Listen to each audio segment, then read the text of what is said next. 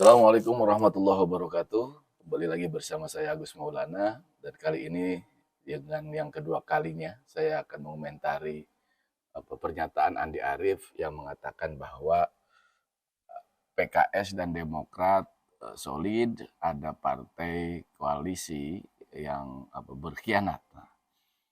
Kan seperti kita ketahui, koalisi perubahan ini hanya ada 3 partai, Nasdem, Demokrat, dan PKS.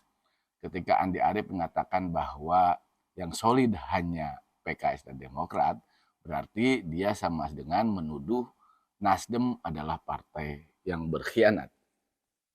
Terlebih pernyataan itu kira-kira berkhianat di dalam mengusung Anies Rashid Baswedan untuk nyapres pada pemilu 2024. Tentu saja tuduhan ini lagi-lagi hanya halusinasi Andi Arief, tidak ada dasarnya.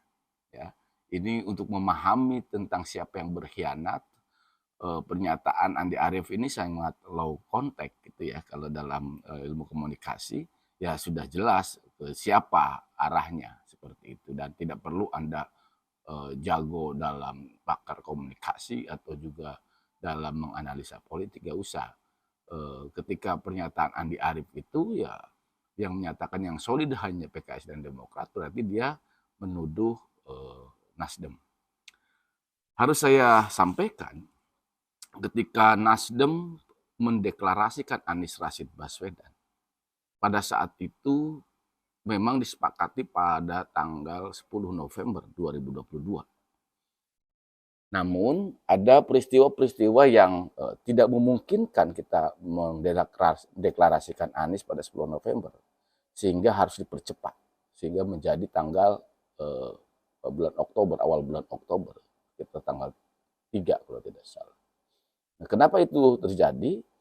Pak Surya pada saat itu bilang kepada PKS dan Demokrat, abang ini, kata Pak Surya, sudah nyaman berada dalam sebuah partai koalisi pemenang yang memenangkan Jokowi Ma'ruf Amin, atau memenangkan Jokowi 2 kali periode. Dan abang berada pada kekuasaan. Harusnya, kata Pak Surya, yang pertama kali mendeklarasikan Anies Rashid Baswedan itu adalah kalian Demokrat dan PKS, bukan abang. Ini artinya apa? Pak Surya sudah berkorban, ya, mengorbankan seluruh yang dia miliki saat ini untuk mendeklarasikan Anies Rashid Baswedan.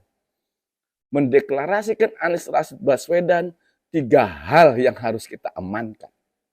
Yang pertama, Anies sendiri secara pribadi, karena seperti kita ketahui, pada saat itu Anies akan ditersangkakan dengan kasus Formula E.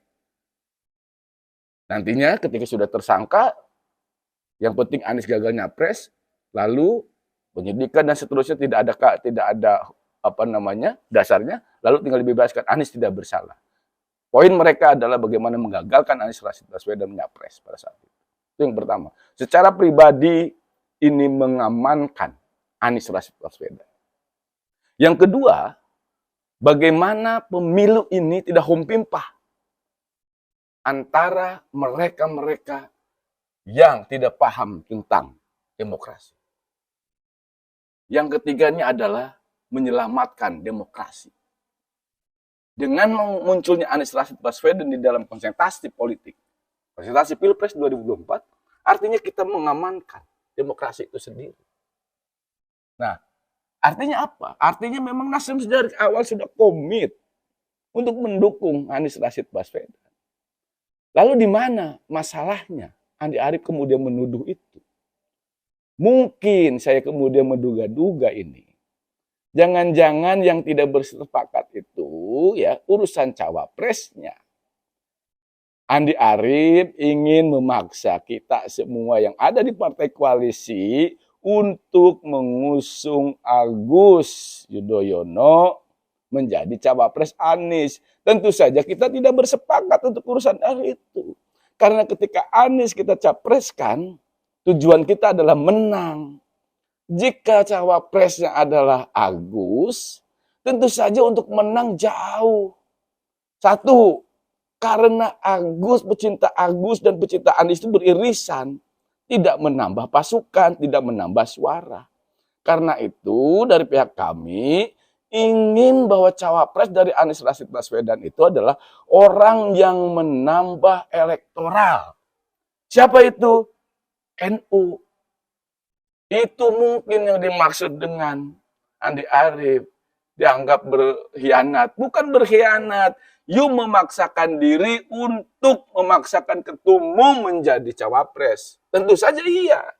Karena kita pengen menang. Kalau you kan hanya sekedar gaya-gayaannya nyapres, cawapres. Kita pengen menang. Nah, kalau kita pengen menang, ayo duduk bersama. Analisa, jangan memaksakan diri untuk menyodorkan orang menjadi cawapres. Gitu, Ndi, ya. Kau yang ngerti lah, udah tua kok masih halusinasi aja.